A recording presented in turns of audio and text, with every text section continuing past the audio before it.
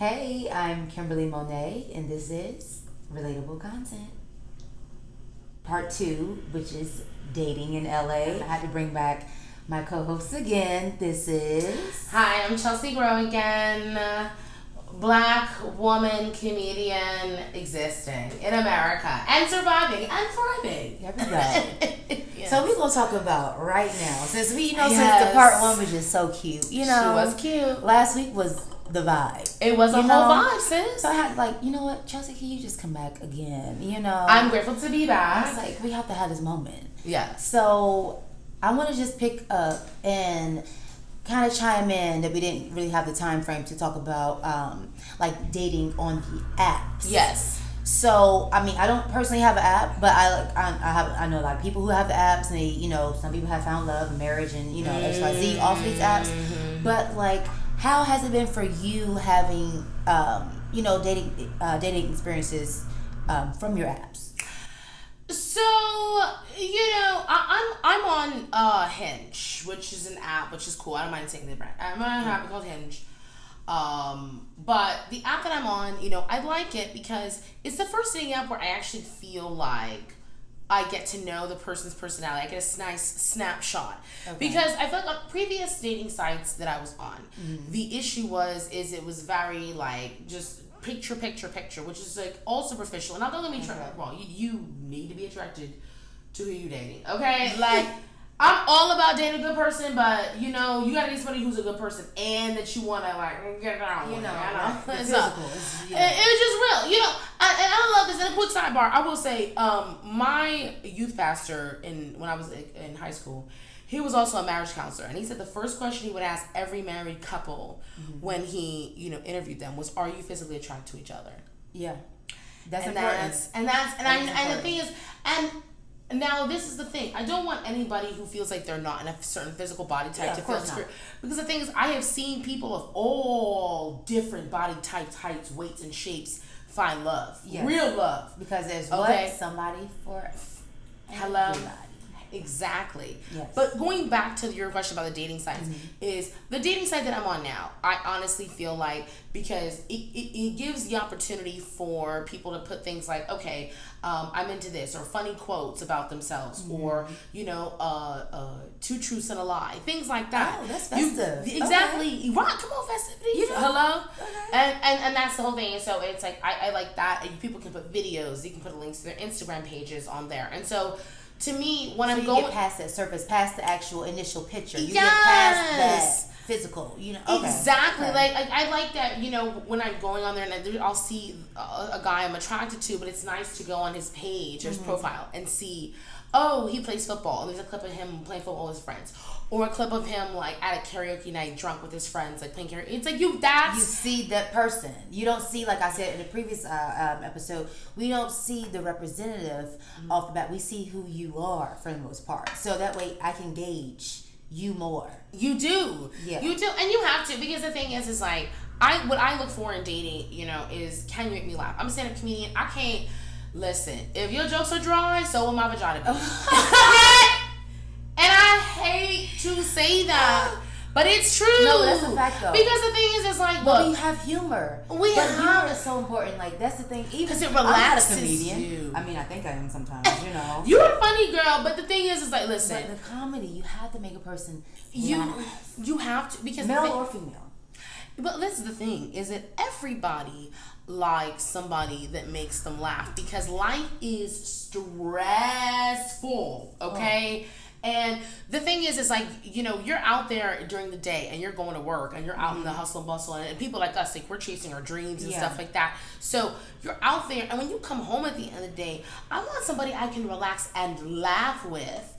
Laughter releases tension. Laughter releases the tension in my flower garden, so that you can, bring your plow and plant some new seeds. Okay. And also, laughter it uses different muscles. So when you smile opposed to when you frown, that's another part. It does, and laughter burns calories. Okay, so you gonna make me laugh and lose weight? Then that's a combo. That's it.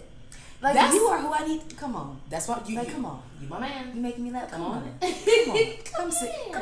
But then you see them around their brother or a childhood friend they've known since they were 5, and then you see them joking and goofing around, and it's like, oh, humor is a sign of comfort, It's comfort. and relatability. Exactly. Relatable content. Exactly. It just is. And that's interesting that you said that, because it's like one of those things where like you get to see them in their natural element. So that's why I say too, like, so previously we said it was like, oh, you meet a person and it's like, oh, it's their 3 month and it's like blah blah blah blah. I also feel like it's very important too, if you know that this is the person that you feel like you can date and build something with for his worth. He or she needs to meet your friends, meet your family. They have to when it's time, so that way it's warranted. So that way I can see you in your element, to see you natural and just how you are, just like you said, when you release and relax and you're not just being all trying to cool and macho, not trying to trip up and all of that. It's like that is when I can see you literally being comfortable in your own skin, and that's something that I feel like is very, very important when it comes to dating, because like clearly, like I said. I've had relationships and all that for longevity, and it's like I love the fact when I can see that, because in the beginning stages it's always kind of it's giddy, it's blah blah blah. It counts more when you live to get to see them in their natural element. Girl, their people that are close, their peers, their family members, whatever. So you can see how that works, and then it's like, okay, I like it, or I don't like it. Exactly. But it helps. It does help, because the thing is. Who are you?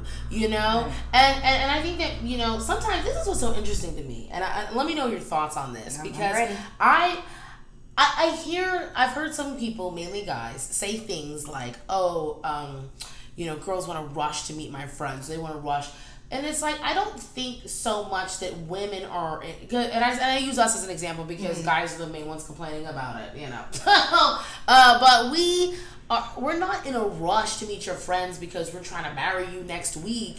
We're in a rush to meet your friends because we want to see the real you. Right. Not the representative. Like I said. Right. Not the representative. I don't want to see the interviewee. I want to see the employee. Exactly. Okay? When you already got the job. Hello? Okay. Okay, let's think about this on the financial term, right? All right.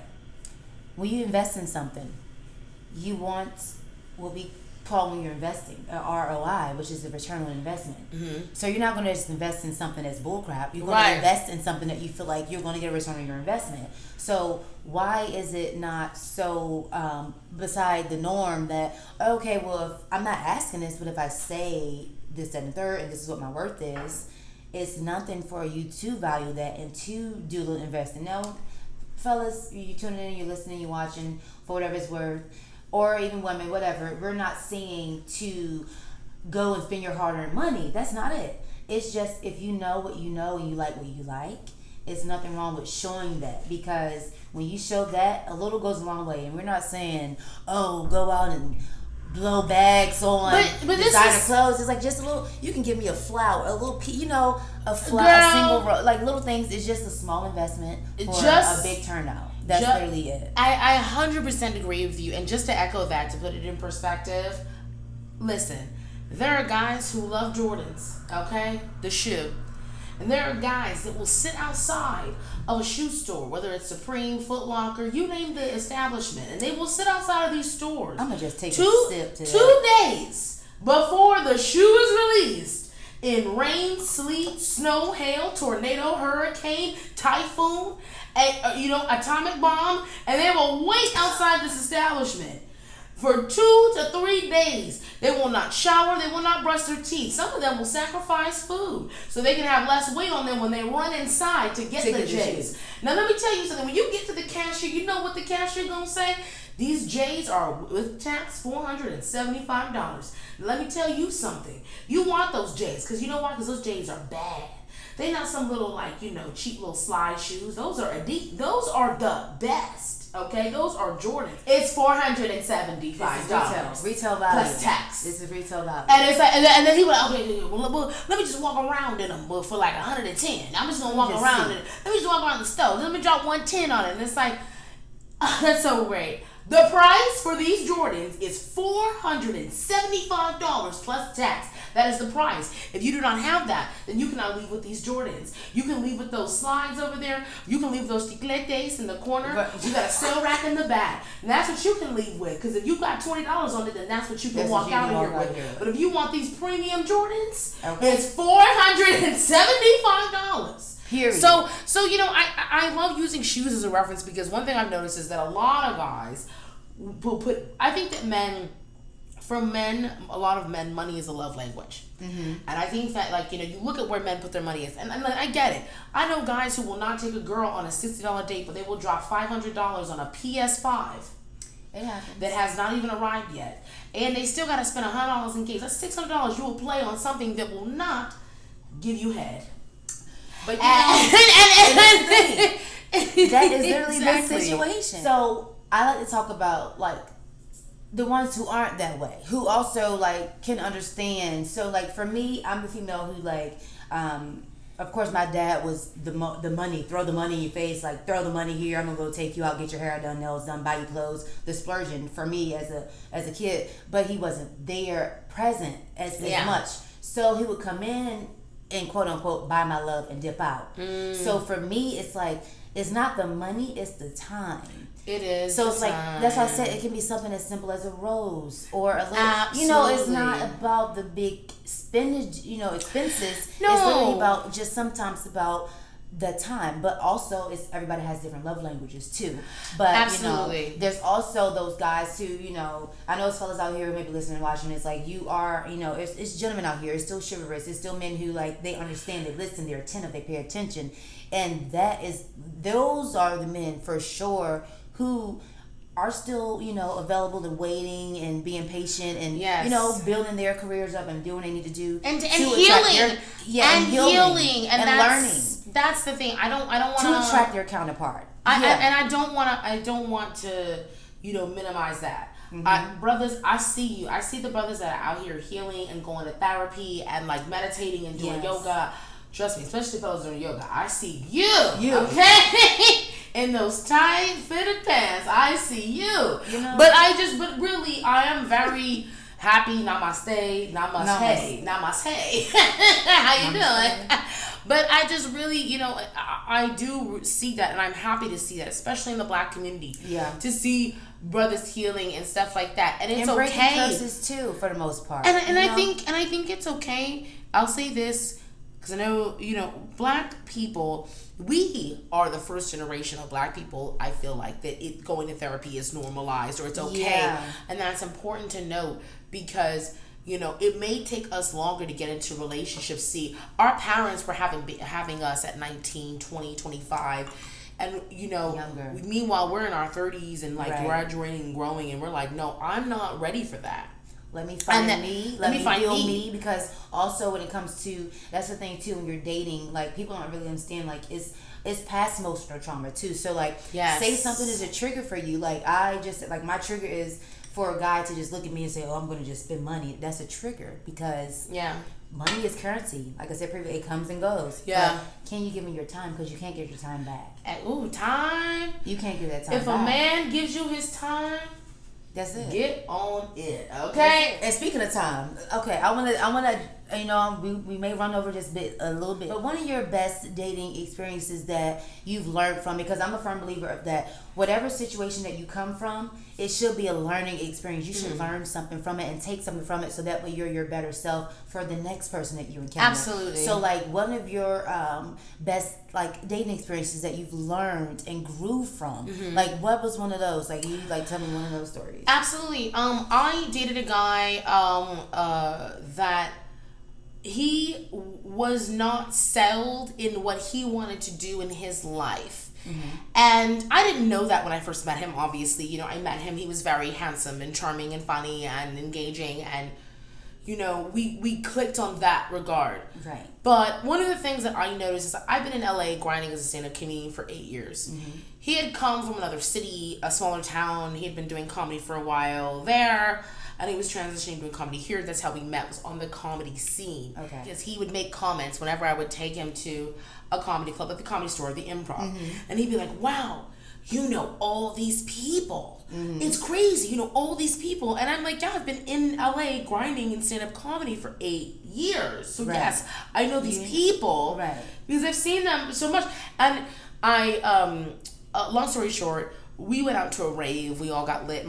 This happened while my sister was in town. And shout out to Cherie Grow. I love you. I love you, my sister. My sister is my protector, just my friend, one of my best friends, and you know. Yeah. So my sister was visiting in town while I was dating this guy. We went to a rave, my first rave. So you know, I went to sleep. And so you know, during my slumber, my sister, I had a conversation with a gentleman I was entertaining, and she asked him what his intentions were with me. And my sister does not let up, so she was pushing him to get the truth out. Okay. He finally broke him down, and he said, well, Chelsea is so well connected in the comedy industry. I like her, she's beautiful. He was like, but I see that if I date her, she's going to get me a lot of opportunities in comedy. She's going to give me she's going to help me get on stages at the Improv and the Comedy Store. She's going to help me get to where I want to get. So it's more of a you helping him and not a collective type of situation. So absolutely. And the whole point is I'm trying to say is that I learned from that situationship that I cannot be with a man who is not secure and happy in where he is in his career. Even if you haven't like quote unquote made it yet. Yeah. Whatever making it is for you. Right.